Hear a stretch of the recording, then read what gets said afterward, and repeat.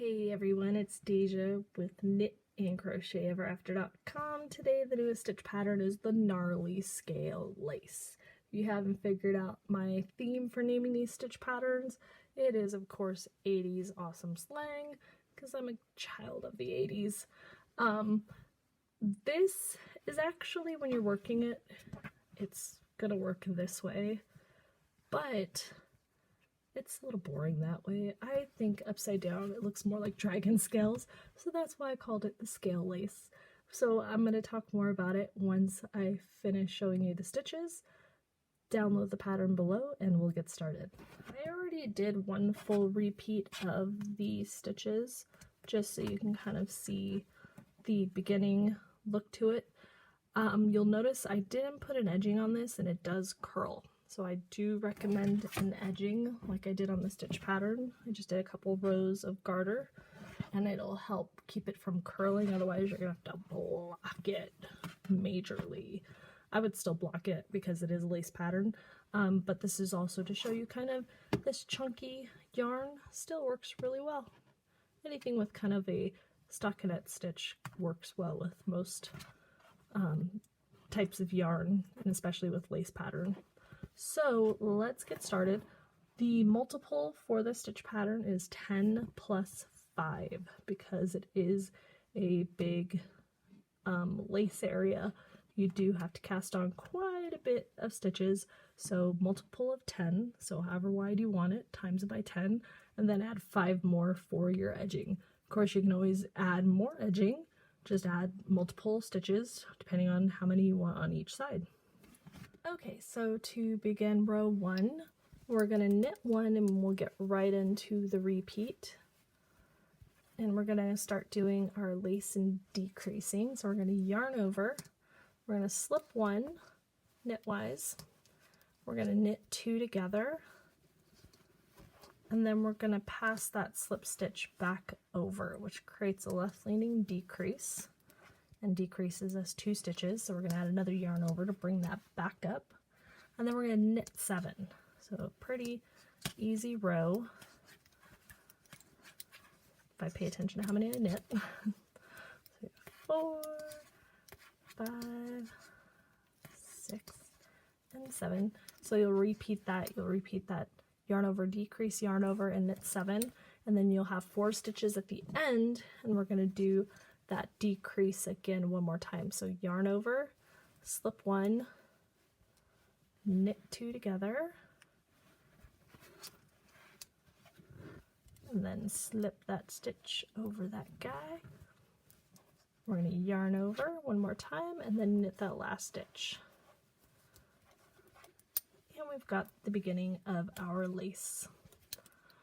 Row 2 and all even rows are going to be purl stitches, so hopefully you like purling. I'm going to go ahead and speed through this so you don't have to watch me do a million purls.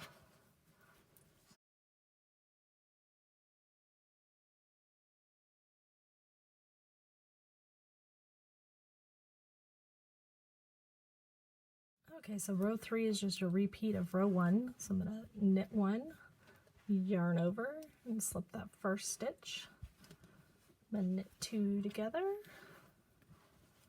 and pass that stitch over,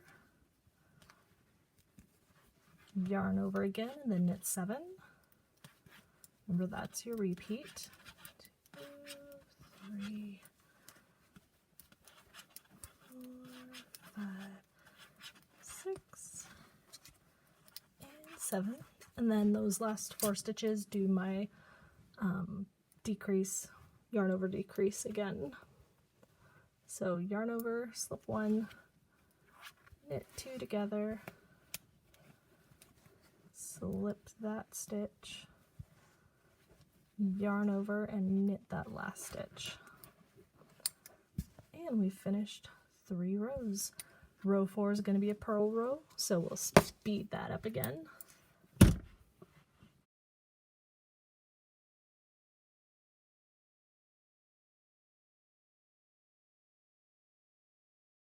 Row 5, we're going to start bringing in our lace. So we're going to knit 1, then our repeat begins, which is knit 3,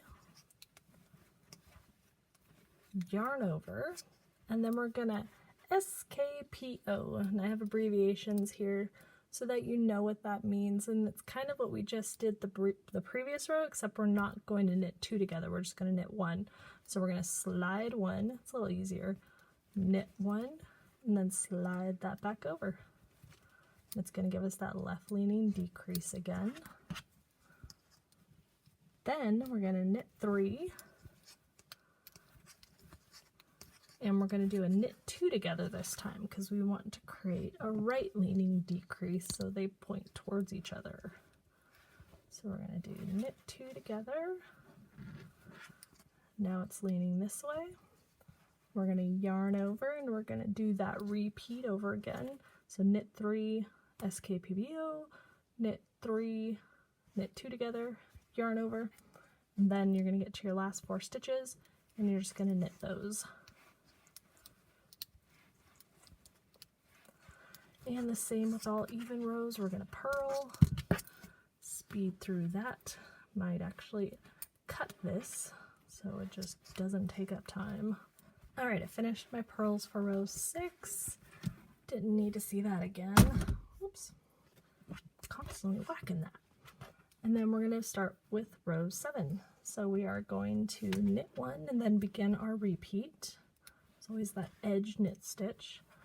We're going to knit 4, bringing in our lace even closer together. We're going to yarn over, do the same SKPO, so slip, knit 1, slip it back over, or pass over.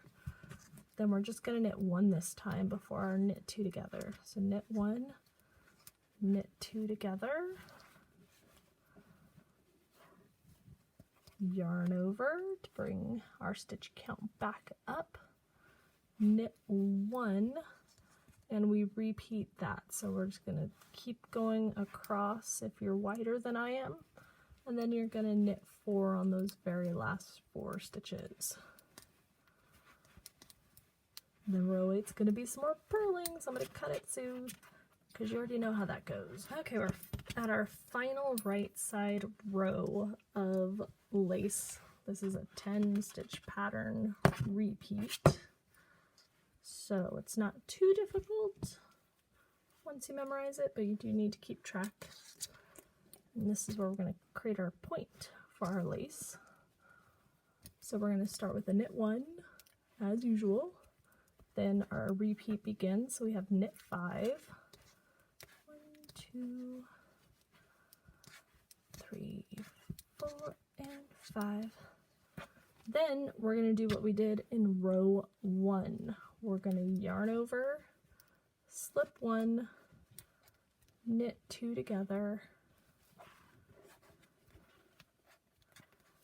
and then pass over that split stitch, slip stitch, and then we're going to yarn over and knit 2, and that's going to be the repeat across, and it's going to put a point on all of our laces, and then you'll end up with 4 stitches at the end, which you just knit.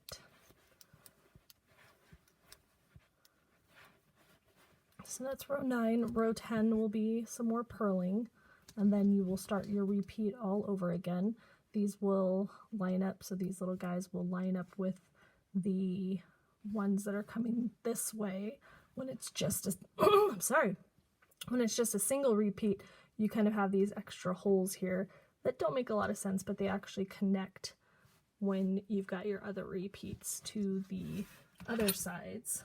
So for example, in our finished one, let me turn it around where it's supposed to be. So these are the on top of each other, and then you see the rest of the rows connect. So you get that cool triangle lace effect, or as I like to call it, dragon scales. So this is not reversible. You get the bumps on the back, but if you like it, you can rock it, doesn't matter. So I would probably use this on a one-sided project like a beanie or a shawl, and I would put an edging on it if you don't want it to curl constantly every time you wash it. I did block this just to get the lace as even as possible and get it squared out as possible. In the chunkier yarn, you know, it does not look terrible. I think if it had an edging on it, you might not even need to block it. In the thinner lace, yeah, you're probably gonna need to block it. The yarn choices for this are pretty good because it's a lace. You can kind of go with just about anything. You could do a speckled or variegated dark color because it's giving you that breakup and it's just stockinette for the rest of it. So go wild with whatever yarn you have and see how you like it. Check me out at my website and subscribe to this channel for more projects and stitches. And thank you for watching.